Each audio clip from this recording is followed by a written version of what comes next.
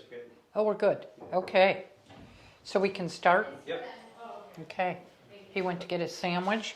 As everybody walks in and walks out. We're live. We're ready to go. It's been a few weeks since we've done this. Are we still calling it Beauty and the Beast? I'm the Beauty. And I'm the Beast. Bride of Frankenstein. Bride of Frankenstein. Okay, so I am Susan Tierney. This is Scott Horne. Scott Horne, in case you don't know who that is. We are going to have a discussion about a topic that I would venture to say I get more questions about this than any other topic.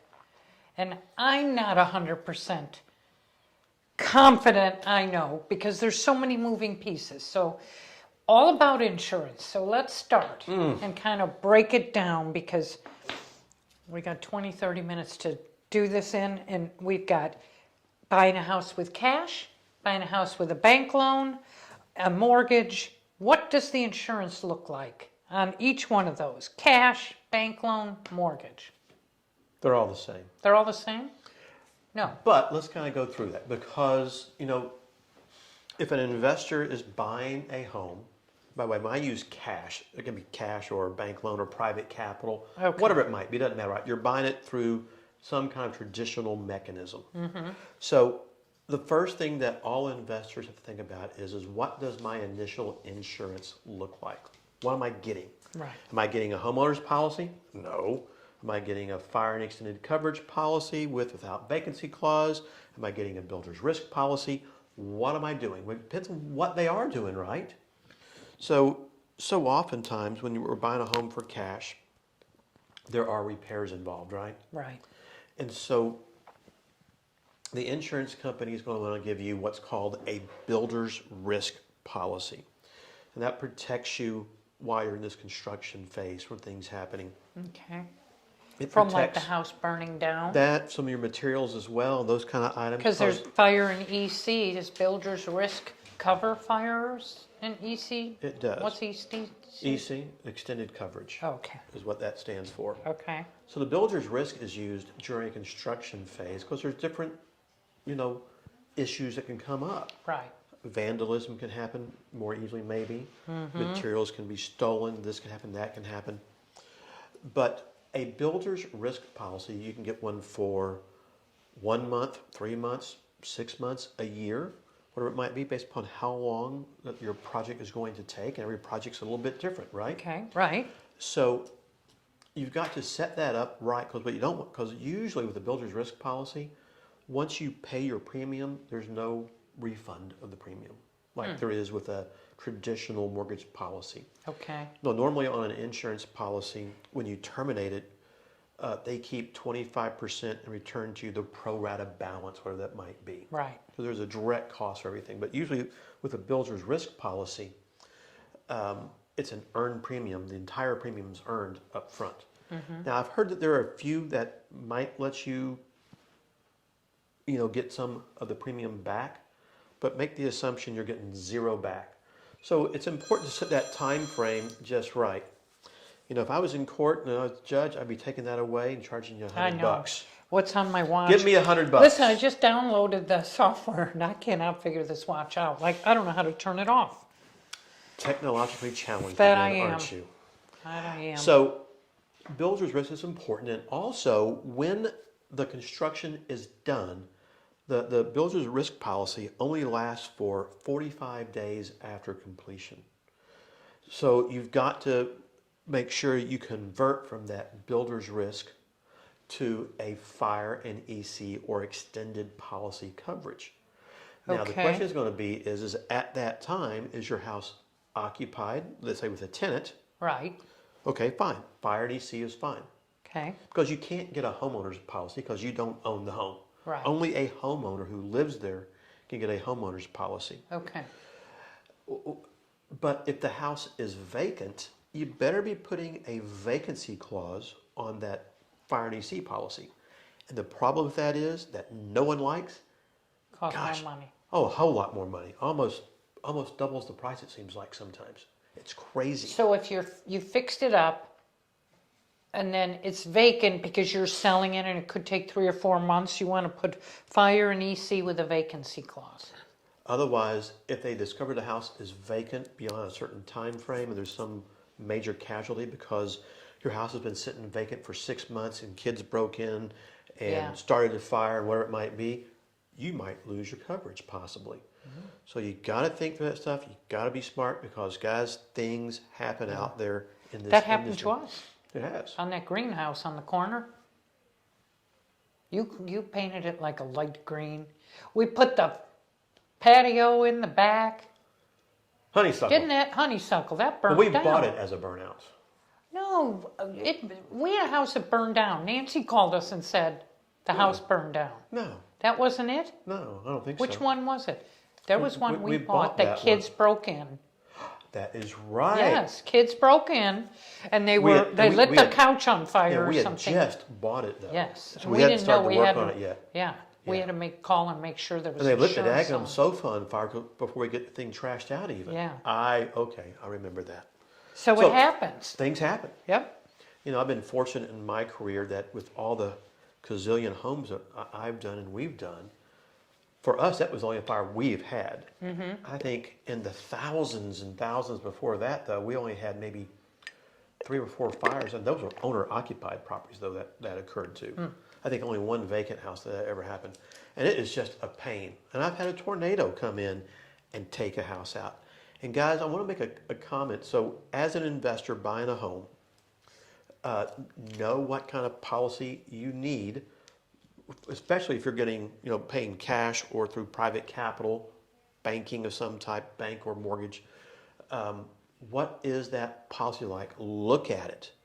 Make certain it's correct. I've actually been presented with a fire-only policy, which looks a whole lot like a fire and extended coverage policy, but just leaves a few things out. So you've got to slow down, stop, look at it, read it, and make sure it's right.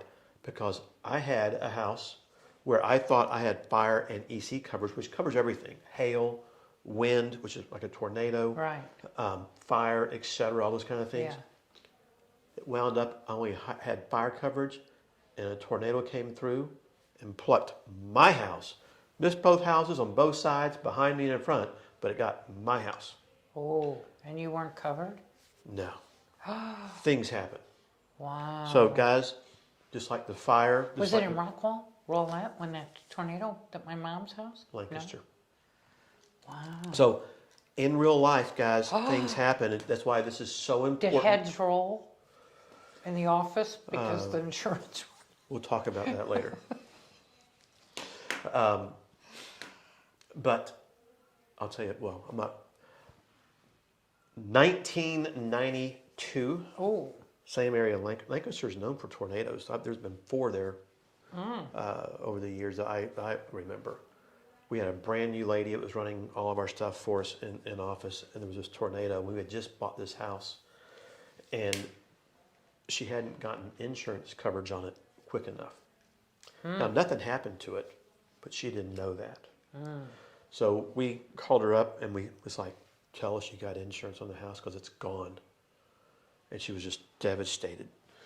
So And of you were course, kidding. The next day we told her we were kidding. And you know what though? She never failed to get get insurance insurance put again. on that quick. So maybe Not it was a bad. lesson learned. Yeah, it was kind of not a good joke, not a bad joke. It served its purpose though. Right.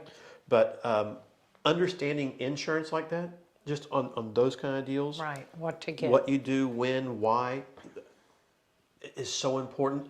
And guys, if you have questions about this, don't call us. Call your insurance provider. Okay. They are the best source of information. Right. But builder's risk covers fire and EC. It's worked Builder's into risk that. covers is yes. Everything. Okay. It just gives you And some that's what you additional want to get protect- when you're buying it and doing a fix and flip. What if you're buying it and everything's good? You know, there's so many of these sub-2s that are only a couple years old. Everything's perfect. Then you would just, you're going to put it on the market and sell it. You would just do fire, EC, and vacancy. You just confused the heck out Okay. of me. I get if you buy a house Okay. and you're doing Let me ask you a question. construction. Are we done with insurance on a traditional? Yes. acquisition. Yes. So we're transitioning now to You're doing a so- rehab. wait, with cash or banking money, or subsidy? Or either or it's different. Okay, see, this is You've where I got to get ask confused. the right question. Okay, So again, you ask about if you're buying a house to do a fix and flip, that's builder's risk. yes. But when the construction is done, you convert to You fire have and 45 EC days. with vacancy coverage, which is what covers protects you for doing a fix and flip. Okay, And so many investors, I'm sorry, I'm talking about me too. We're cheap. I don't want to put that vacancy clause on there, but guys, you got to be cautious because it could cost you at the end of the day. So on a fix and flip, you start with fire and EC during the construction phase, convert. you start with builder's risk and you convert to fire and Fire and EC. EC with a vacancy clause. And you can do a basic fire and EC, like if you're pending closing and you're within the right time frames, you can do just the fire and EC. But you got to track that adding of the vacancy clause to protect yourself just in case the worst case things happen, like we demonstrated can really happen in real life. So that's basically how you handle a cash deal with insurance, bank loan, mortgage loan, private loan, whatever it might be. Whether it's a fix and flip, if it's a buy and hold, and it's in great shape, Yeah. doesn't need anything, Then fire and EC with vacancy with vacancy. until it becomes leased Okay. in some format. So then let's go to that.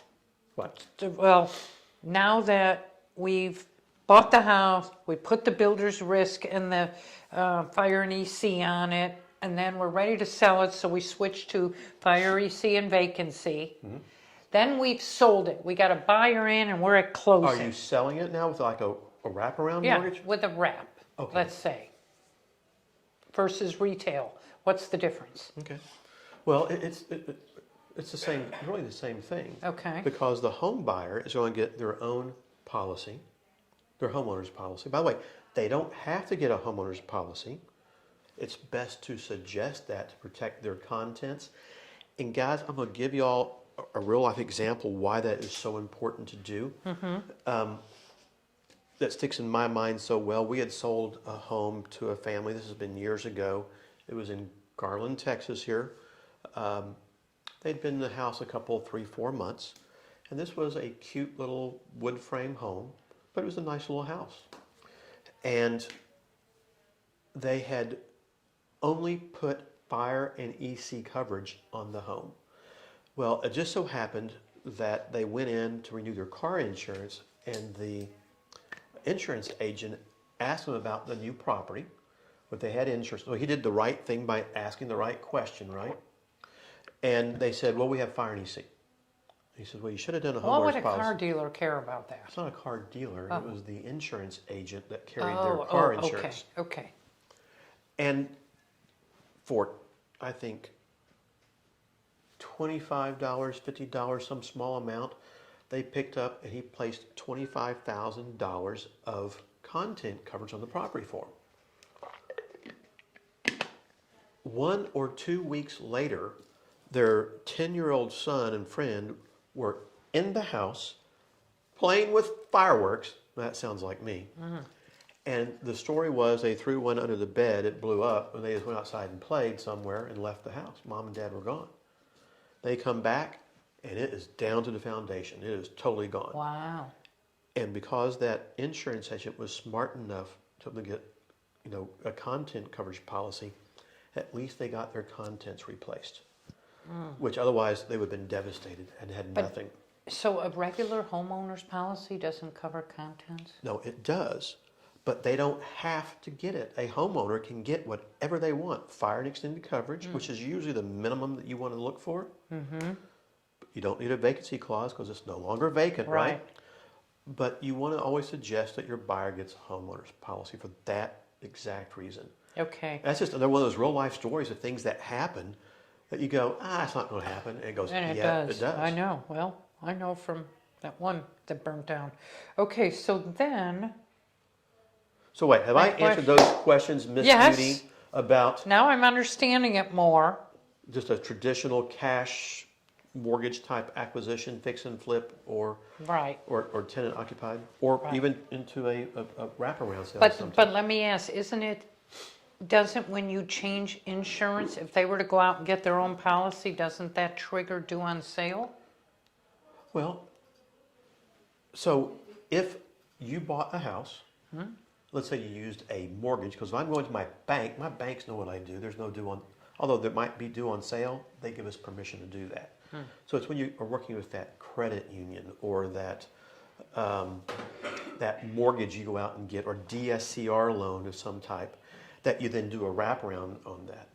So, you know, when that happens, just like anything else, remember, when the homeowner is getting their policy, they are now the insured, right? Because they own the property. Right. So they need to be listed as an insured so that they have proper coverage. Since you, as the investor, let's say you got the DSCR loan, for instance, you would have to be listed on there as a co-insured, additional insured, something like that, because when you send that into the mortgage company, that policy goes to the mortgage company. If you're not listed as an insured on that policy, since you're the borrower for the lender, Right. they'll kick it out. Right. So you've got to make sure that that is handled Yes, properly right. on that wraparound. Because that's where the problems come in. It is a lot of times, yes. And so they're going to look for those kind of things. Now, I don't worry much beyond that because it is what it is. I can't control anything beyond that. I can't control what the mortgage company does or whatever it does, but typically when that policy is received by the mortgage company, they're going to look at it, make sure that their borrower is listed as the insured. They're going to make sure they're listed as the primary loss payee. And normally if those things match up, they're okay. But can I guarantee that's going to be okay? No. Yeah. Historically, does that usually work just like that? Yes. Okay. But there's always can be an issue. It can always be problematic. That's why it's like, keep it simple, stupid, right? Yep. I'm not going to worry about things I can't control. I'm going to do the best I can, but I'm going to make sure I understand those basics along the way and do my very best to follow those. Now, if you have some kind of an existing policy over here, maybe you got a fire and EC when you bought the property, you then sell the house using a wraparound mortgage, and they get a Right. homeowner's, make sure you cancel the prior order so you don't pay for two insurance policies. You want to cancel the prior one and then add your name to the one they took out. That's right.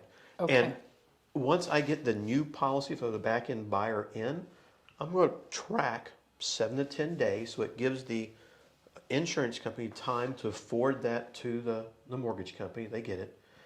Then I'm going to cancel it. I'm going to let there be a little bit of lag time in there to make sure there's always coverage. I'm not going to do things same day. I'm not going to do things quite that quick. And want to be smart in that regard. Okay. I know this is a crazy question, but it just popped in my head. Wait, Susan Tierney, crazy question? If you buy a house, so it says, say a wholesaler buys a house and he decides he's going to keep it, he's going to do a double close, but he closes in the morning and then the back end closes at night or the next day. That's 6, 12, 24 hours. Is there coverage? Are there 24 hours in a day? Yeah. Oh, okay. But do you have to cover that from that gap in the sale to the close on a double close? So the seller owns the home. Let's just call it, instead of wholesalers, call it investor. One buys it at 10 a.m. in the morning, Exactly.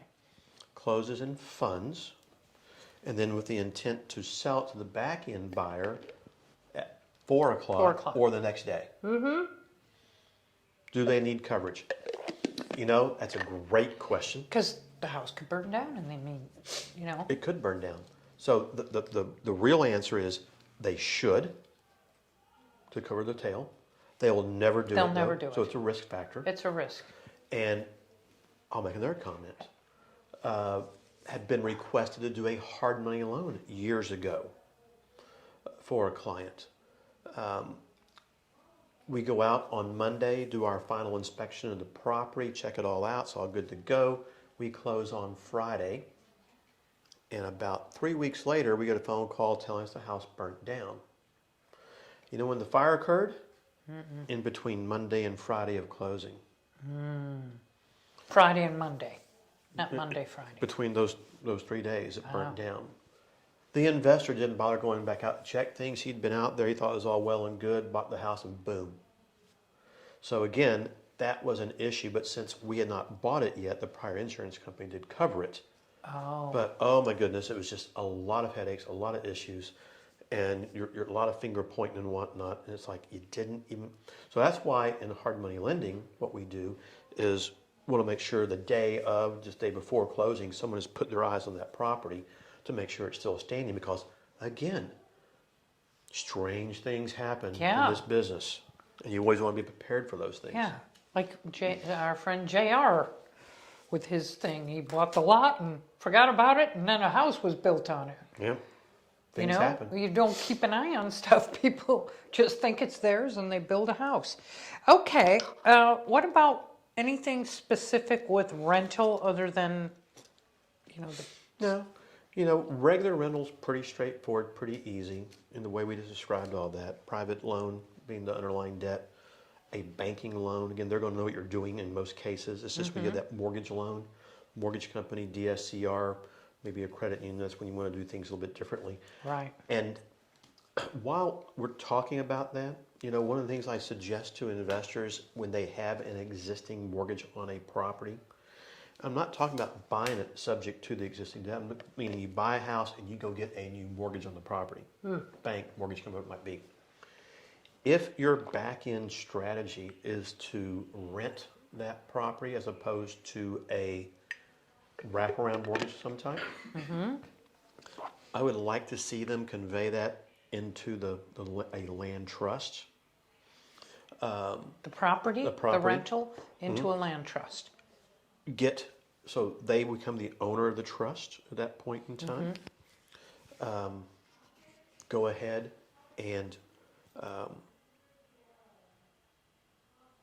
get insurance in the name of the trust at that point, and it gives them so that the trust becomes the insured.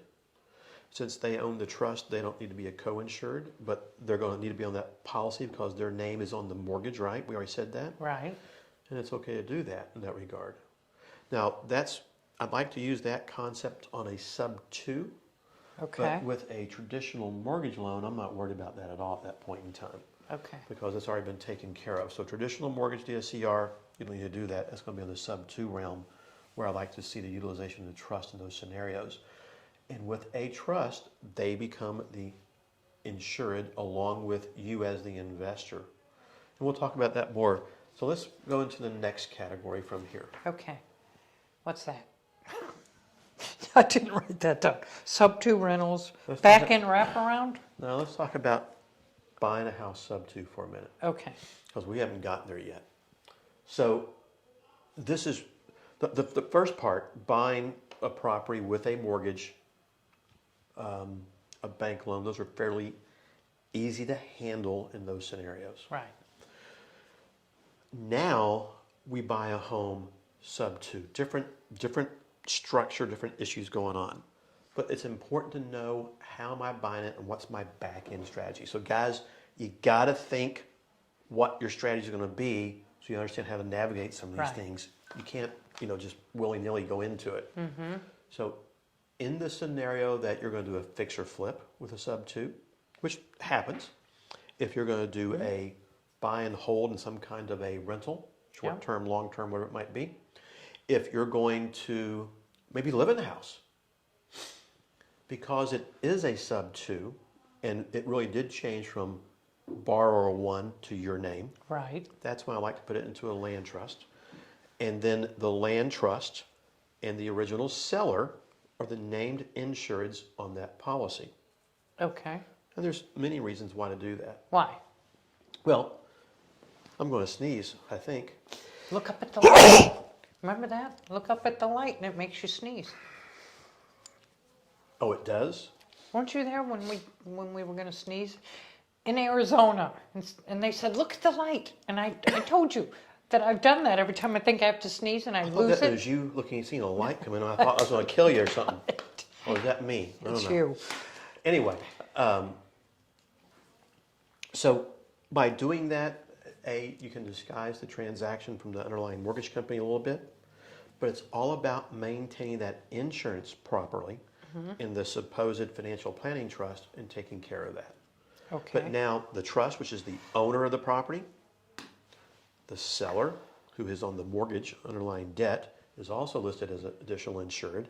You've met those requirements, and of course the mortgage company is the loss payee. We're good. Okay. And what a tenant does down the road, I mean, I like to see tenants even get their content coverage. We always suggest that, and so many people don't do it. They don't realize that things can happen. Even if you're a tenant, can things happen to your house Right. that fast? Yeah. So we always suggest, although we don't do a whole lot of... And fire and Yes. EC, that doesn't cover? That's what that policy would be a fire and EC. Oh, okay. Now, if Susan is going to buy a home sub 2 and live in it as your personal residence, which we see a lot of, I still like using that land trust, but then the land trust goes ahead and gets a homeowner's policy instead of a rental policy. And that's fine. Or if you have some concern, could you do a fire and EC policy that goes to the mortgage company? And could you then do a separate content coverage that doesn't go to the mortgage company? Right. Absolutely. Okay. So you got there's no definitive answer on that initial part right there. There are some options, and again, I steer the investor back to the insurance company, get the best answer and recommendation. Okay, so you're buying a house sub 2. So Okay. I find a house, I buy sub 2, I decide I want to live in it. Decide that's going to be my house. When I go get the insurance policy, you said I could get a homeowner's if I live in it, but what about the name that's, you know, what about the guy that sold it to you whose name's Well, still on it? Remember, I said the trust.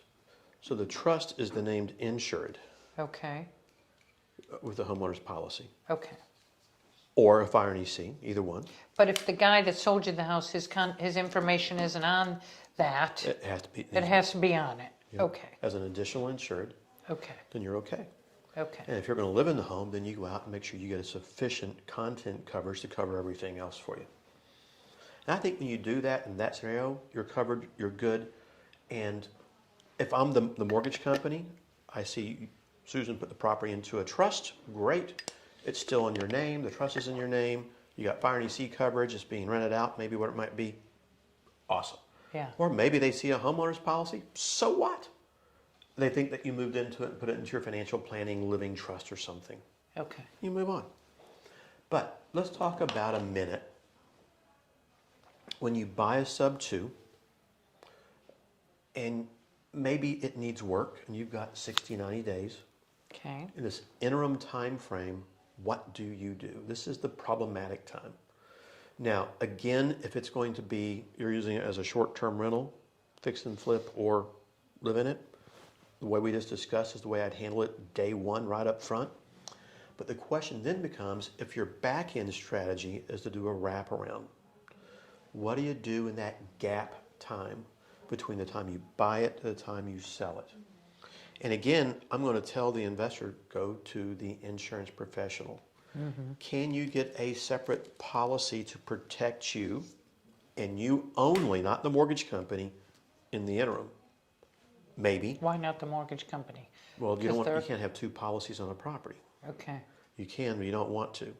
So technically you have two policies, but the second policy only lists you as the insured.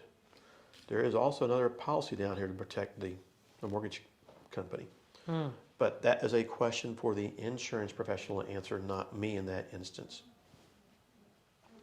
Could you be added on to the existing policy as a party of interest or an additional insured? Yes.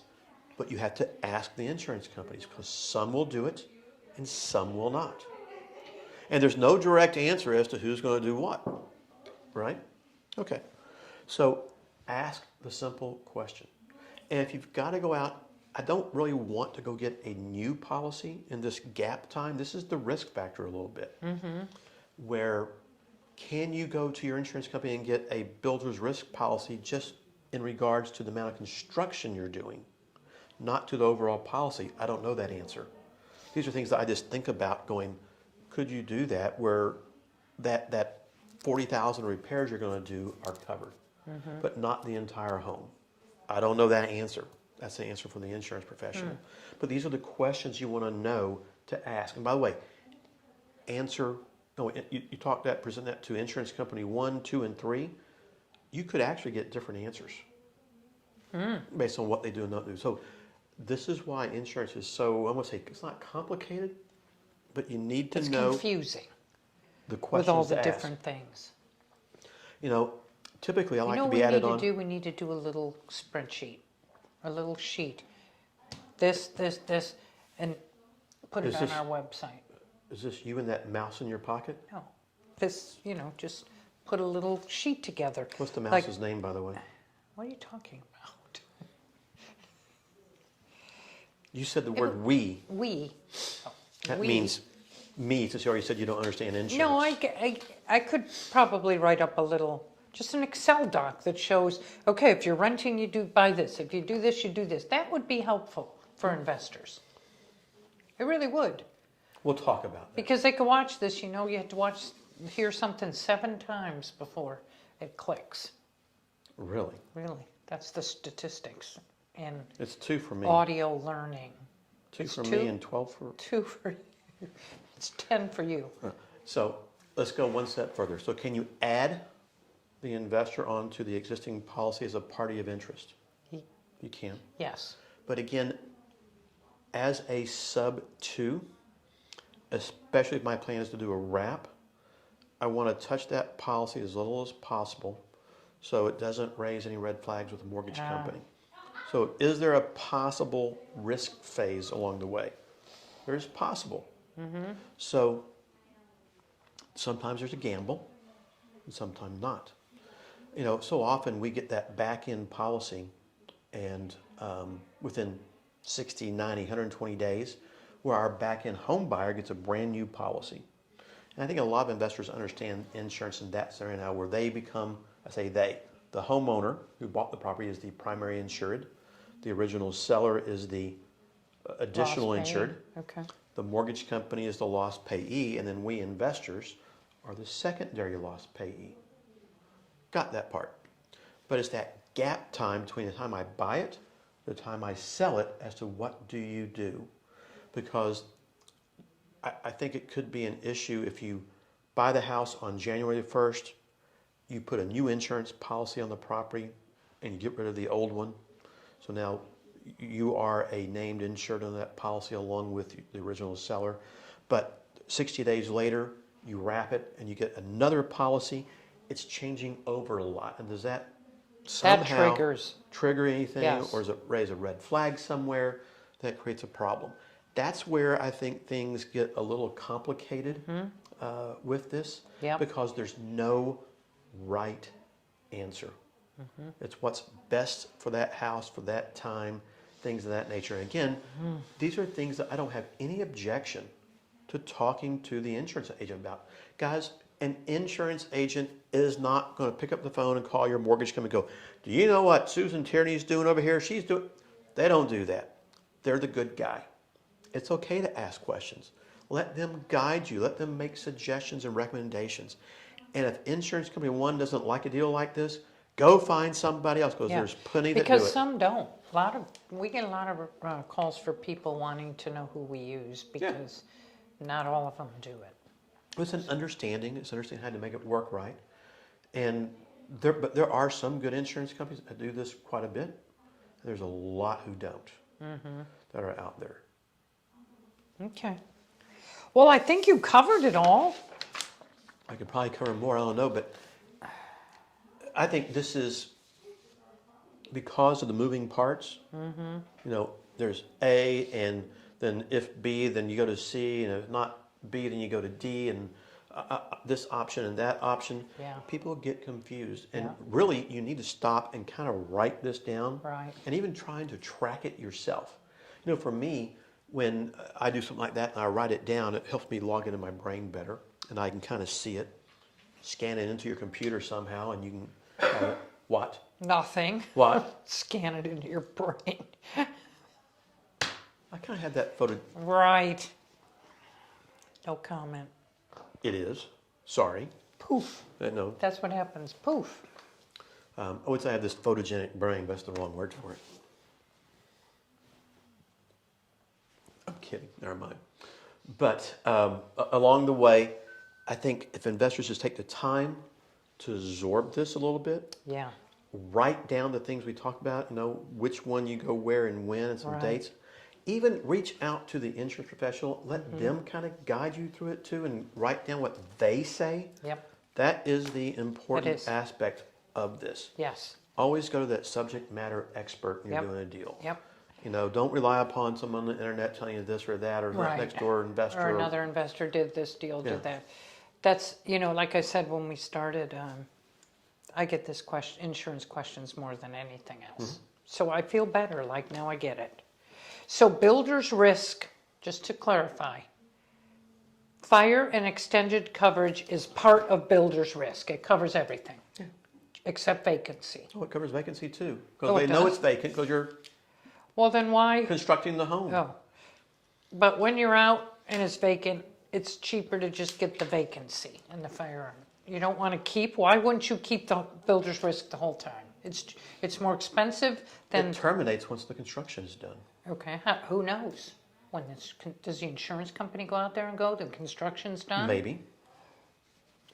I don't know that answer. Like there's But there's if a they construction so police. what if you try to not do something? Because remember, it has a set time frame. 6 months usually. 2 months, 3 months, Right. 6 months. It's expired. Yeah. So now you don't have insurance at all. So you got to be thinking through that a little bit and what it looks like and how and why. And it's just like with a fire and EC policy. If you've got a fire and EC policy on a property, it's tenant occupied, and the tenant moves out, you got 45 days to add that vacancy clause on, or it becomes an issue. And by the way, I'm going to back up, and I could have been wrong in what I spoke about in the very beginning, about 45-day period after the construction is done for the builder's risk, because it may terminate when it terminates. It was the fire and EC policy that has that 45-day time frame to convert to a vacancy clause when the tenant vacates, I believe. So sorry guys if I misspoke that a little bit. Again, that's where you go back to that insurance professional and you get the definitive answer from somebody along the way. But taking the time, I know this is tedious stuff, and you can tell that even someone like us that's done this forever still have to think through it a little bit and go through all this kind of stuff. So it's important to learn it. It's important to really understand it and navigate it and roll from there. Okay. Maybe we should have our insurance guy come sit down with us. Oh, that would Educate be- us more. Would that be Oh, boring? I don't know. I'd have Okay. to talk and find out. You gotta have some fun with this stuff. I mean, walking through this, sometimes not the most fun thing to listen to. That's true. Some of the examples are interesting to hear that, things that really do happen out there to you. Right. So you get it, but, you want to Yeah. be, And they really do happen. I'd be worried. If I were doing double closes, I'd get can you get a 1-day insurance policy? yeah, you just tell your agent exactly what's going on. There One may be a day. small I need one expense to it. day. That can't cost more than $50. I don't know, but some. But given what's happened to us and your stories, I would be doing that. Oh, there's more stories out there like that. Yeah. I'm just saying that when you're in this industry, things will happen. Yeah. You stay in anything long enough, things will happen. And I don't care how bulletproof you think you are. Mm-hmm. Yeah, no. Yeah. That's the best way I can put it. Okay. What else you got, Miss Beauty? That's it, Mr. Beast. I got 2 questions. Oh, we got 2 questions. Uh-oh. Hey, somebody's listening to us. What you got, AJ? Everyone is concerned about getting. Her name is not Susan Tierney, Wait, though. what'd you say, AJ? Everyone is concerned about getting insurance on a sub 2. Is there a specific sequence of events that you need to do to avoid doing so?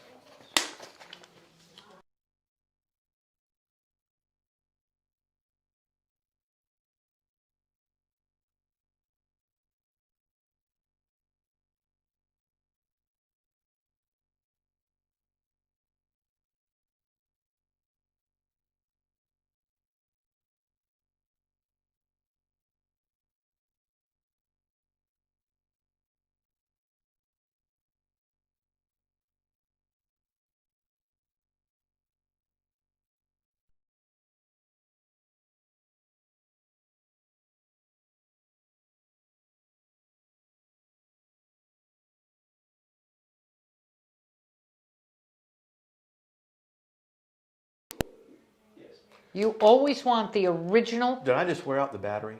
I think you did. Do we need to back up? Did No. we miss it?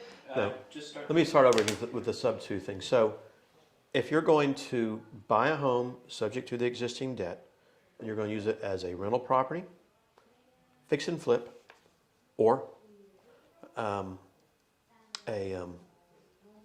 live in the property, I think you get the appropriate insurance coverage at that time, in which the entity that bought the property or the land trust, as I suggested earlier, becomes the primary insured.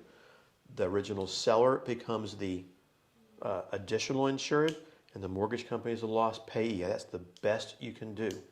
Keep it simple in that regard. Yes. Move on. Right. And if you do it that But- way, it's easy. Now, I think That's easy. Okay, but putting what? it into the trust just helps to disguise the transaction from the lender to a certain degree. And who owns the trust? The buyer or the seller? The buyer. The buyer. It's set up in the seller's name originally, and they convey that trust to the buyer. To the buyer. Okay. So- and how much does that cost to Depends on set who up? you go to. Well, how much would you charge? They can call and ask us, but it's about $350. $350. That's good. I thought you were going to say like $1,500 or something. Well, if they want to pay that, I would have no No, objection so to it. $350 to protect yourself, put it in a trust, get the buyer, the seller, and the mortgage company all on the same policy. Sure. Okay. Let's talk about the second question. AJ, what you got? Just real quick, what is a wraparound mortgage? What is a wraparound mortgage? Oh, no. Okay. They have to go to our YouTube channel. You already sent them. Because that is a basic, you buy a property at 2.5%, 3%. How do you know you didn't get a property through a bank loan or a mortgage Well, loan? whatever. You get a low interest rate property and How about you that? wrap that mortgage. Stop. What? The interest rate has nothing to do with the wraparound. It's more beneficial to have a lower rate, Oh, obviously. exactly. Like I But wouldn't wrap an 8% that has mortgage nothing. payment. Yes, you do. We do it all the time. 8%? All the time, because all your bank rates are at 8% plus. And then what do we wrap it? 9, 10? Yeah. Oh, guys, help me. Help me. To me, that's Help not, me. how much is Help that's me. not worth it to me. 1 point? Oh, Lord, Susan. We will talk later. We need to talk Oh, later my goodness. because we don't take over 8% mortgages. We're not talking about taking over an 8% We're talking sub about 2. buying something sub 2. We're talking about everything, Goofy. The question was, what is a wraparound mortgage? Oh, well, It wasn't a wraparound mortgage. Something you're... Never mind. Sorry, guys. A little spat with the beauty over here. So when there is an existing lien on the property, and guys, a lien can be many things, a mortgage loan of some type. It could be some other type of lien, judgment lien, child support IRS. lien, even an IRS lien. And when you sell that property and you leave that existing lien in place, your borrower provides you a new note, deed of trust, and you convey the deed to them. So the loan that you give the borrower, in essence, wraps around and includes that existing lien on the property. Doesn't matter what it is, how it is, or what interest rate it is. It's just another lien out there in that regard. The key is the flow of the money. Borrower pays, let's say, the investor. An investor pays the lien, whatever that might be, if there's a payment scheduled to be made. Sometimes there may not be. You're just waiting for it to fall off or something of that nature that might be out there. And that borrower lien could be equal to the amount of the existing lien. So let's make this easy, that there's a mortgage lien out there. And let's say that mortgage lien is $100,000 at 6% interest rate. Could I do a wraparound loan for $100,000 at 6% interest rate at the exact same number of months? Yep, we call that a mirror wrap. Could I increase the terms over here to 9% at $120,000? Yes. But I can create a term of this loan, 30 years, 15 years, 20 years, whatever I want to do per se, along the way.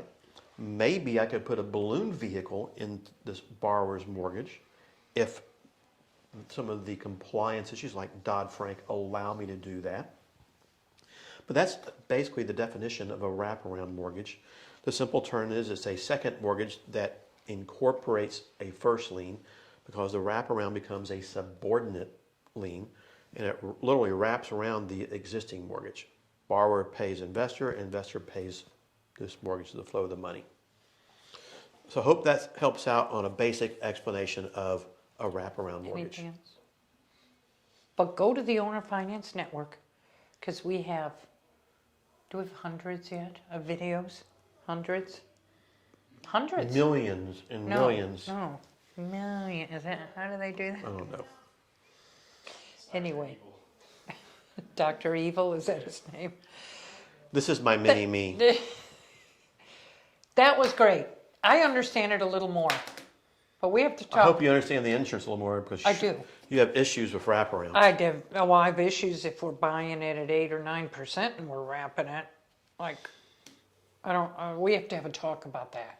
Yeah, we'll film that talk with the 16-ounce gloves on. And a bottle of wine. Absolutely. Okay. Well, thanks for joining us. Check us out at the ownerfinancenetwork.com for our website, and then on YouTube, the Owner Finance Network. We have lots of free videos, everything you need to know about owner financing, and then some. And then some. Right? We'll see you guys Okay. next time, y'all. Next week or week after.